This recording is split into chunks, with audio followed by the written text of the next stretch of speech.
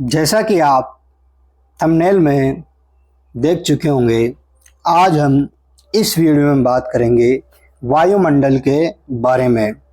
आज हम इस वीडियो में वायुमंडल के बारे में विस्तार से चर्चा करेंगे। तो शुरू करते हैं आज का हमारा वीडियो। वायुमंडल, जो वायुमंडल है उसका संगठन किस किस से मिलकर बना होता है और जो संरचना है, जो वायुमंडल का संगठन है ठोस, द्रव, गैस। जो गैसें होती है स्थायी गैस और अस्थायी गैस से होती है। इस संरचना में स्थिर अनुपात के नियम के आधार पर जो वायुमंडल है उसमें सममंडल और विषम मंडल। जो सममंडल में समताप मंडल, क्षोभ मंडल, मध्य मंडल शामिल है, जबकि विषम मंडल में बहिर्मंडल शामिल है। तापमान के आधार पर क्षोभ मंडल, समताप मंडल, मध्य मंडल, ताप मंडल में आयन मंडल और बहिर्मंडल आते हैं। वायुमंडल, शुरू करते हैं वायुमंडल की परिभाषा से। डेफिनेशन ऑफ वायुमंडल: किसी भी ग्रह के चारों ओर गैसों का आवरण वायुमंडल कहलाता है। यानी जो किसी भी ग्रह है उसके चारों ओर जो गैसों का आवरण है वो वायुमंडल कहलाता है। किसी भी ग्रह के चारों ओर गैसों का जो आवरण है वो वायुमंडल कहलाता है। वायुमंडल का संगठन, जो वायुमंडल है वो किस किस कौन कौन से तत्वों से मिलकर बनाए, कौन कौन सी गैसों से मिलकर बनाए, उसके बारे में बात करेंगे। वायुमंडल में विभिन्न पदार्थ ठोस, द्रव तथा गैस के रूप में पाए जाते हैं। जो वायुमंडल है उसमें विभिन्न पदार्थों के पदार्थ ठोस, द्रव तथा गैस के रूप में पाए जाते हैं। ठोस तत्व: वायुमंडल में निम्नलिखित अवस्था में पाए जाने वाले सूक्ष्म कण, धूल कण, लवण कण, पराग कण, राख कण, उल्का कण तथा सूक्ष्म जीव उपस्थित होते हैं। जो वायुमंडल है उसमें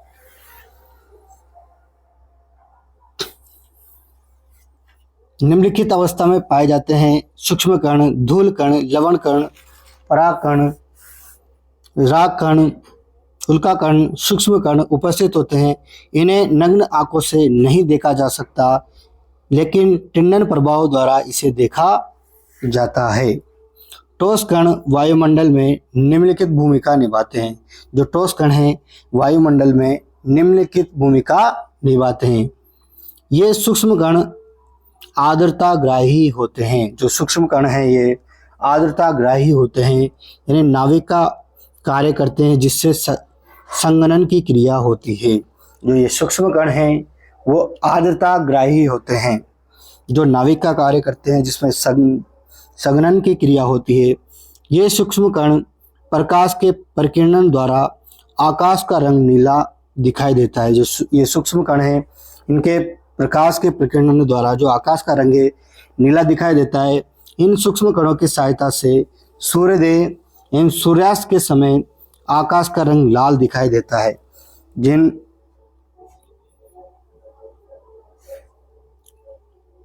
जो सूक्ष्म कण है इनकी सहायता से सूर्योदय एवं सूर्यास्त के समय आकाश का जो रंग है लाल दिखाई देता है। इन सूक्ष्म कणों की सहायता से रात्रि के समय तारों के टिमटिमाने की घटना दिखाई देती है। जो सूक्ष्म कण है उनके समय सहायता से जो रात्रि के समय जो तारे होते हैं वो टिमटिमाने की घटना दिखाई होती है।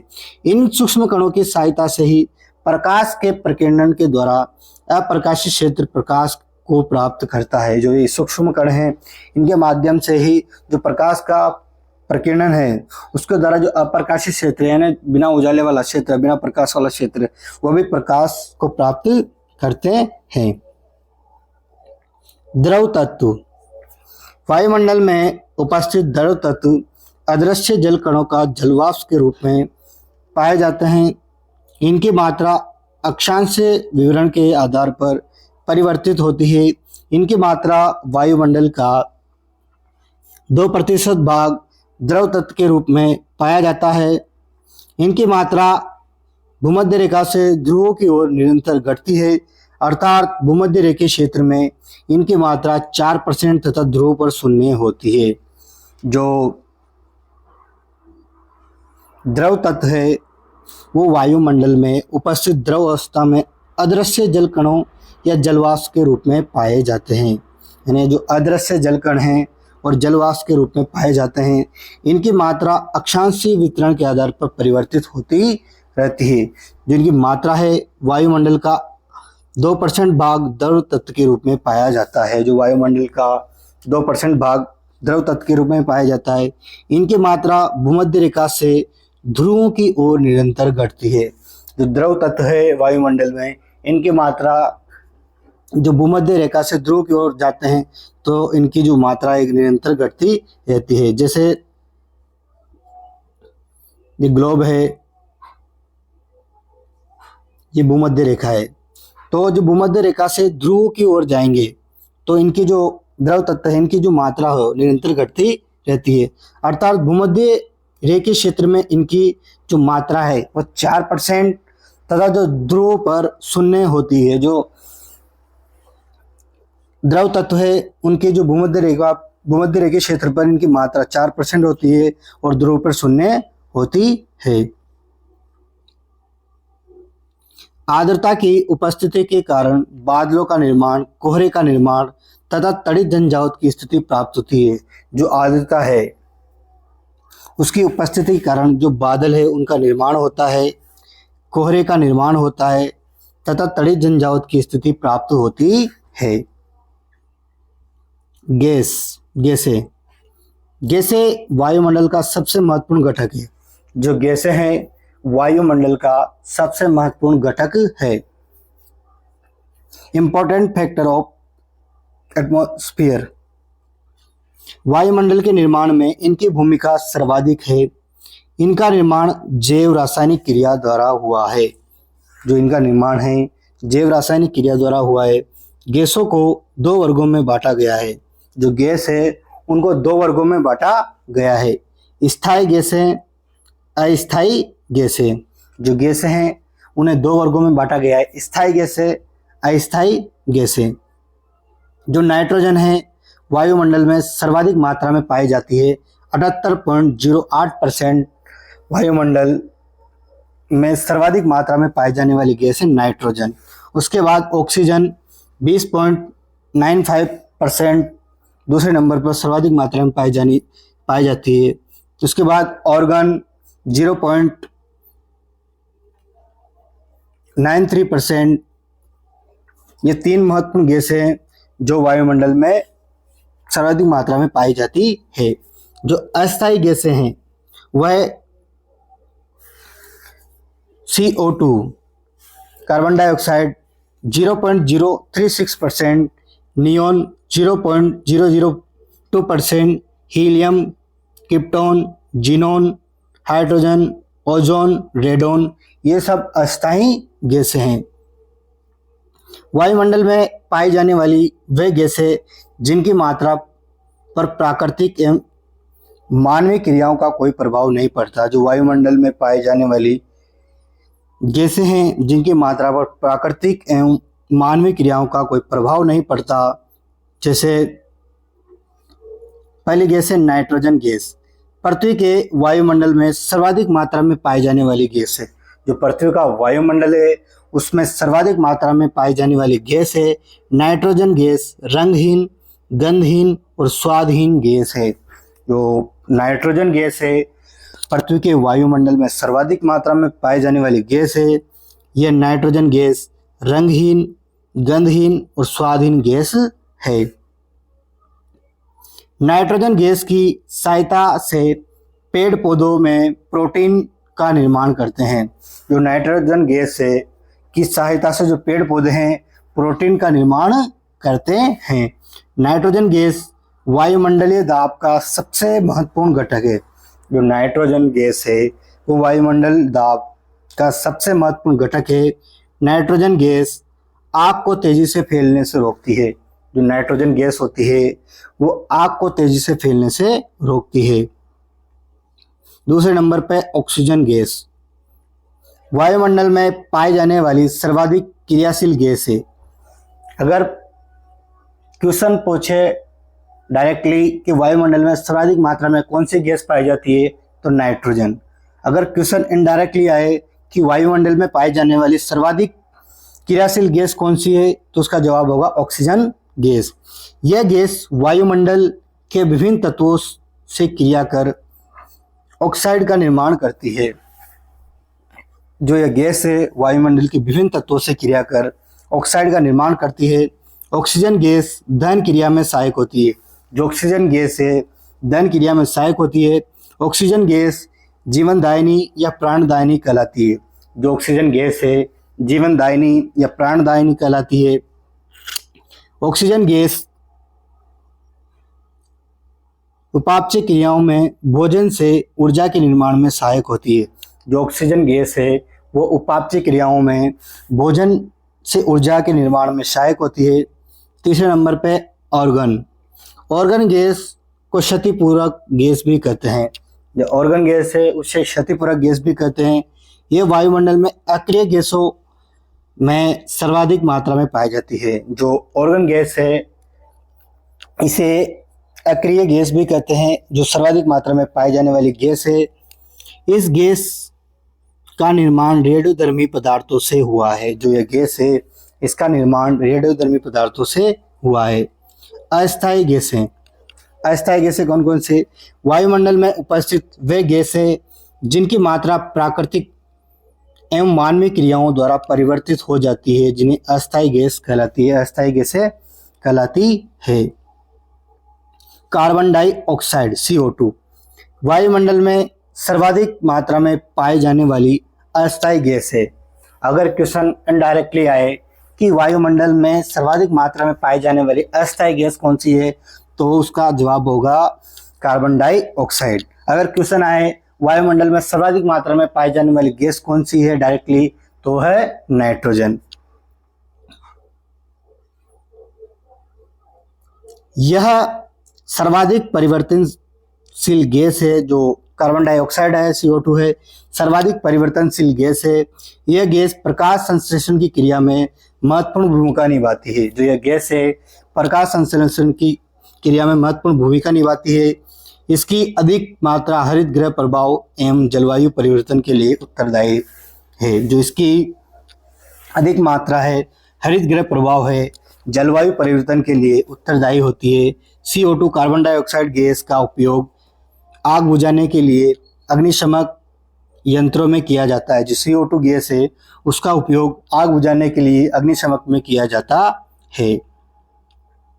हीलियम गैस अक्रिय गैसों में सर्वाधिक हल्की गैस है। जो हीलियम गैस है अक्रिय गैसों में सर्वाधिक हल्की गैस है, इसलिए इसका उपयोग पर्यटन गुब्बारों में तथा हवाई जहाज के टायरों में किया जाता है। जो अक्रिय गैस है उसमें सर्वाधिक हल्की गैस, इसलिए इसका उपयोग पर्यटन गुब्बारों में तथा हवाई जहाज के टायरों में किया जाता है। ओजोन गैस, ओजोन गैस समताप मंडल में सर्वाधिक मात्रा में पाई जाती है। जो ओजोन गैस समताप मंडल में सर्वाधिक मात्रा में पाई जाने वाली गैस है। ओजोन गैस हानिकारक पराबैंगनी किरणों को अवशोषित करती है। जो ओजोन गैस है सूर्य से आने वाली हानिकारक पराबैंगनी किरणों को अवशोषित करती है और O3 ओजोन गैस सौरमंडल में द्वितीयक प्रदूषक का कार्य करती है। तो सेकंड प्रदूषक का कार्य ओजोन गैस करती है। रेडॉन गैस वायुमंडल में पाई जाने वाली सबसे भारी गैस रेडॉन गैस सामान्य परिस्थितियों में मृदा में पाई जाती है। जो वायुमंडल में पाई जाने वाली सबसे भारी गैस रेडॉन गैस सामान्य परिस्थितियों में मृदा में पाई जाती है, लेकिन वायुमंडल में अचानक इसकी मात्रा में वृद्धि भूकंप के आने का संकेत है। जो रेडॉन गैस है वायुमंडल में पाई जाने वाली सबसे भारी गैस है। जो वो रेडॉन गैस है वायुमंडल में पाई जाने वाली सबसे भारी गैस है।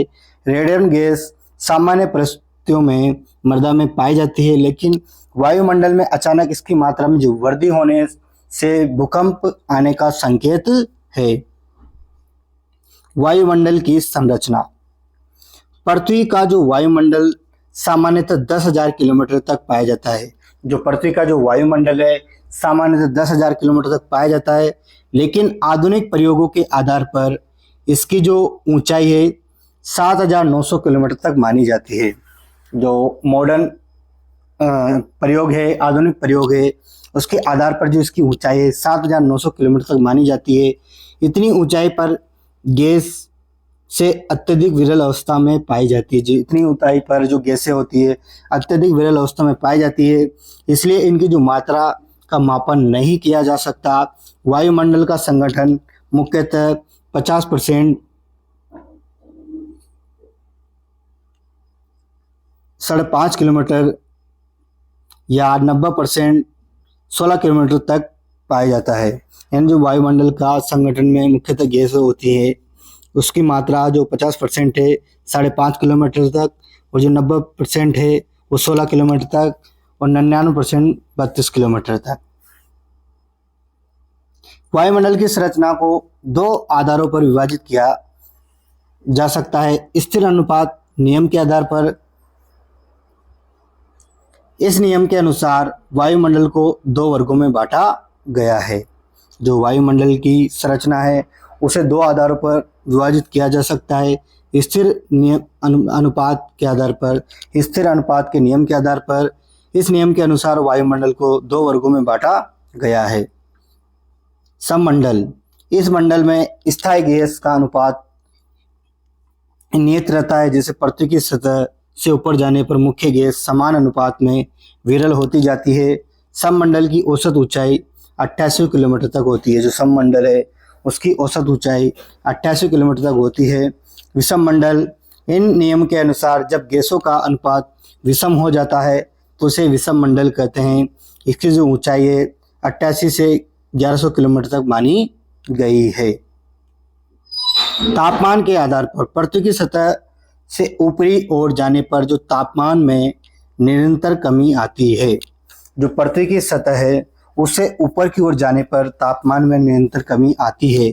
इसे तापमान की सामान्य ह्रास कहते हैं। जो तापमान की जो पृथ्वी की सतह से ऊपर जाने पर जो तापमान में जो कमी आती है उसे तापमान की सामान्य ह्रास दर कहते हैं। यह दर 165 मीटर पर 1 डिग्री सेल्सियस यानी 1000 मीटर पर 6.5 डिग्री सेल्सियस की दर से कम होता है। इसे सकारात्मक ह्रास दर कहते हैं।